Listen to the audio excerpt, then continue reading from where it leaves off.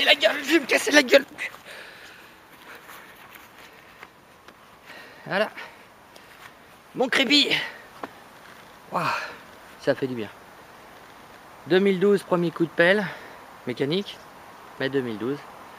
Et maintenant, voilà, c'est la fin du fabrication du garage, au moins pour la partie extérieure. Donc pour fêter ça, je vous invite à faire une rétrospective photo.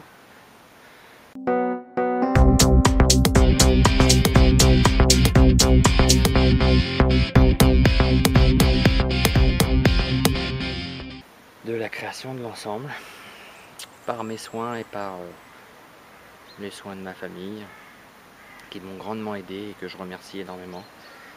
Ça a été une belle aventure. Si c'était à refaire, je le referais et je construirais la maison aussi, tout en un seul.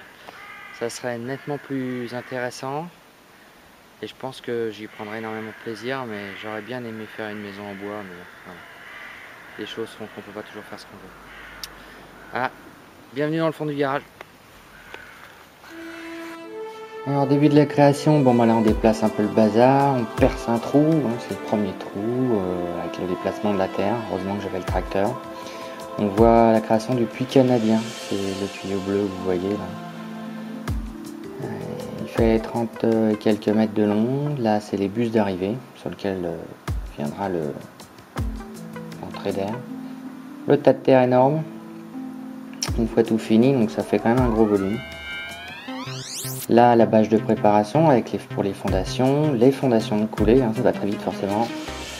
Quelques semaines se sont écoulées entre les deux. Les parpaings arrivent et on attaque premier rang, deuxième rang et compagnie.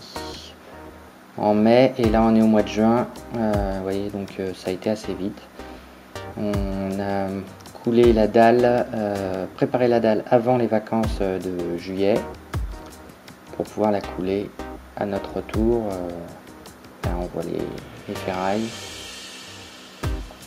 Voilà, a été coulée le 30/11/2012. Donc dans la même année, ensuite on a attendu bien sûr les 3 semaines. En fait on a attendu carrément jusqu'au début de l'année d'après qu'il fasse beau. Donc là on commence à faire le premier rang de parpaing cellulaire. Ça se fait au ciment avec un additif pour éviter les remontées d'humidité. Et puis ensuite ça se monte très vite, hein, c'est minimum 2 rangs par soir en 2 heures. Donc tout seul, ça a été très vite. Et puis les week-ends, quand mon père était là, boum, ça grimpe très très fort. Là, début de dépose des poutres pour le plancher supérieur. Donc j'ai pas lésiné hein, sur la section, je voulais pas me faire chier. C'était un peu lourd, c'est tout. Voilà. Là on a fini la première partie. On attaque déjà les pignons. Alors on est au mois de juillet, hein, quelque part par là. Pour donner une vitesse, 10 juillet 2013. Donc ça c'est la ferme que j'ai faite traditionnelle. Super plaisir à faire ce genre de travail. Charpenterie était vraiment très agréable. En plus il faisait beau donc ça aide.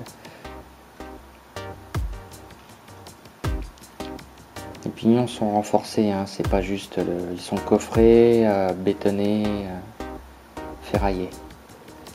Là on pose la toile de protection, le pare-vapeur quoi, hein, jusqu'en bas. Là on protège la structure le temps qu'on puisse poser les tuiles, parce que je les avais pas encore reçues. On litonne, donc avec la clouseuse pneumatique très pratique, hein, ça va vachement plus vite. Les beaux gosses sur le toit.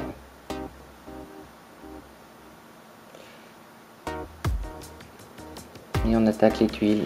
On a fait ça dans un seul et unique week-end, donc le samedi on a fait ce côté-là. Et le dimanche, l'autre côté. Important de le faire dans le même week-end, c'est pour éviter que la structure se déforme, parce que 4,5 tonnes de tuiles en tout, hein, c'est de la petite tuile, il y en a 60 par mètre carré. Si on mettait que 2 tonnes d'un côté et puis pas le reste de l'autre, je vous explique pas les risques de déformation si on laisse ça quelques semaines. Puis au moins comme ça c'était fait, c'était couvert, on n'avait plus à en parler.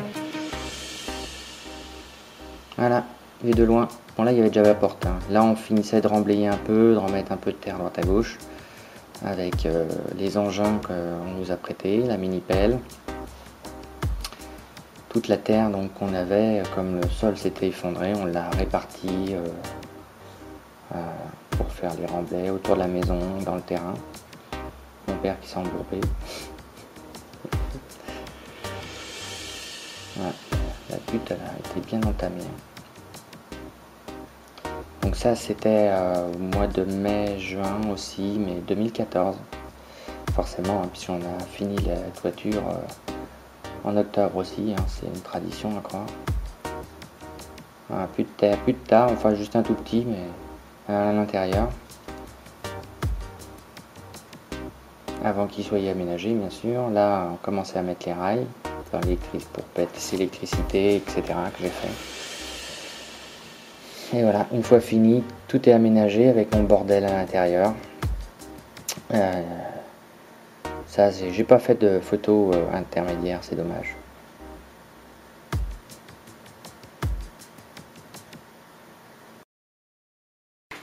Merci d'avoir suivi les photos jusqu'ici et de poursuivre la vidéo.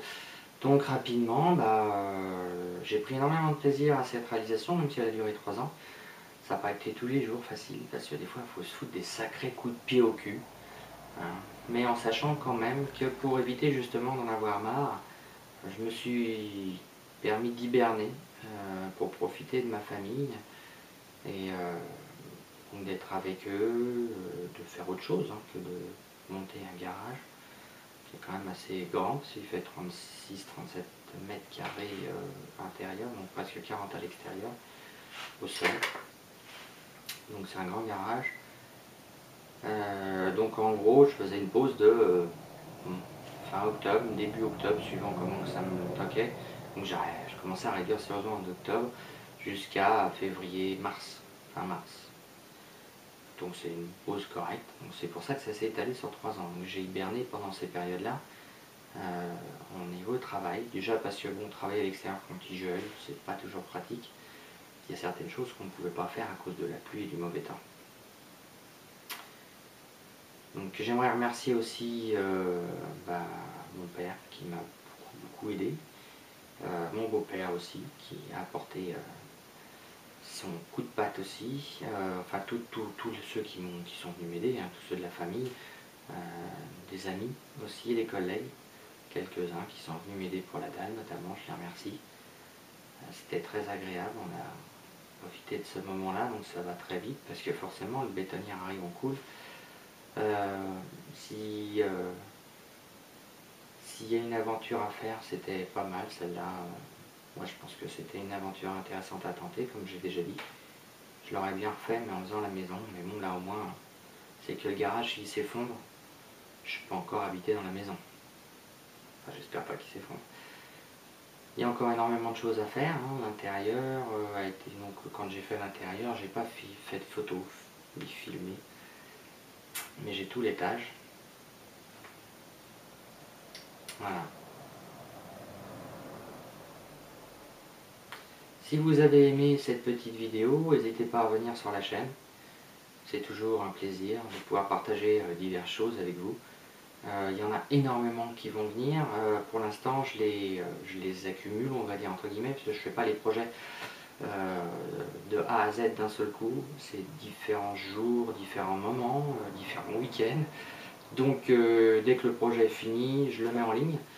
Mais forcément, ça s'étale, c'est un peu comme pour les portes du garage, ça s'est étalé sur quelques semaines. Les meubles que je suis en train de réaliser, les différentes choses, donc tout ça va s'étaler progressivement et ça va arriver. N'hésitez pas à vous abonner, ou pas, enfin bon, faire un petit coucou, c'est sympa aussi. Merci et à bientôt dans le fond du garage.